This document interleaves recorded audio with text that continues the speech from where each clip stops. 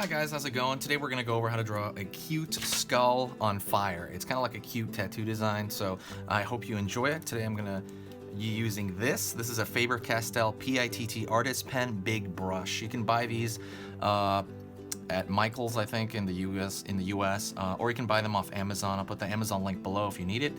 This is pretty much a giant Sharpie, except that it doesn't have that nasty, toxic smell that I guess is bad for your brain over the course of months or years. I keep hearing that that smells very bad for you.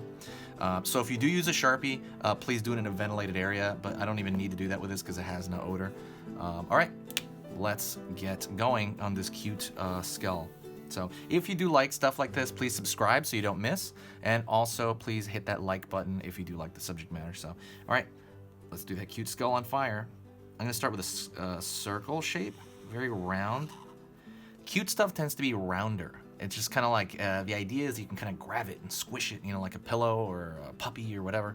So that's kind of the idea of the round forms for general cute stuff. And now I'm gonna draw straight down here. And this is gonna be very simple and aimed at beginners, by the way. I forgot to mention that. And we're gonna pull toward the center. Little stair shape, little stair shape. Very, very simplistic skull shape right there. Then what I'm gonna do is I'm gonna draw a round shape for the eye sockets.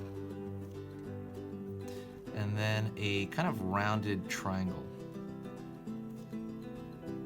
Somebody's outside ringing a bell. I'm gonna fill that in. Somebody's ringing that bell really loud. And then what I'm gonna do after I fill those in, see, a very simplistic skull shape, I'm going to throw a round shape toward the bottom for the fire.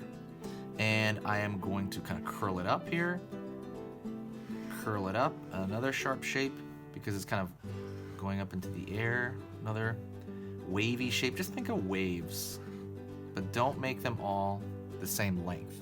That is a big thing. Do not make them all the same length, and make one kind of separate out there to make it look more varied. And you could even do this thing which I'm about to do. I could thicken the line out, and the idea of thickening the line is to kind of give it a design sense, because you are designing. You're not just drawing, you are designing when you're doing this. You are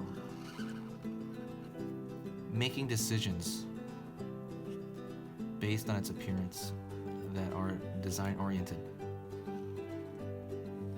So yeah, just thinking them out. It's just like a style thing.